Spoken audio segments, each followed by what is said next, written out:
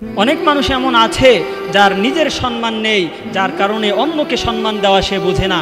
এই ধরনের মানুষ যদি আপনাকে অসম্মান করে বসে, আপনাকে খোঁচা দিয়ে বসে, আপনাকে আঘাত করে, আপনি মনোমালিন্য হবেন না, আপনি হতাশ হবেন না। কারণ সমাজে অনেক মানুষের সাথে চলতে হবে, অনেক মানুষ জেনে বুঝে আপনাকে খোঁচা দিবে, আপনাকে আঘাত করার চেষ্টা করবে, আপনাকে অসম্মান করার চেষ্টা করবে। সুতরাং এ ধরনের মানুষ যাদের নিজের সম্মান নেই, এরা যদি কখনো আপনাকে অসম্মান করার চেষ্টা করে, আপনাকে আঘাত করে, আপনি মনোমালিন্য হয়ে আপনি হতাশ হবেন না।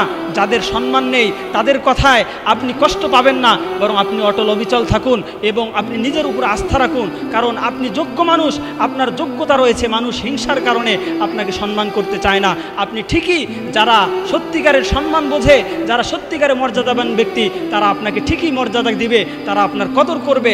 যারা অশিক্ষিত মানুষ অনেক এদের মধ্যে রয়েছে, যে আপনাকে জেনে বুঝে আঘাত করার চেষ্টা করবে, সম্মান দিবে না। সুতরাং এক্ষেত্রে আপনি ভেঙে পড়বেন না, আপনি তাদেরকে এড়িয়ে চলুন এবং তাদের জন্য দোয়া করুন। এক সময় দেখবেন ওই মানুষগুলো আপনার জন্য সম্মান করবে এবং আপনার জন্য কাছে চলে আসবে। এজন্য আল্লাহর কাছে বেশি বেশি দোয়া করতে হবে।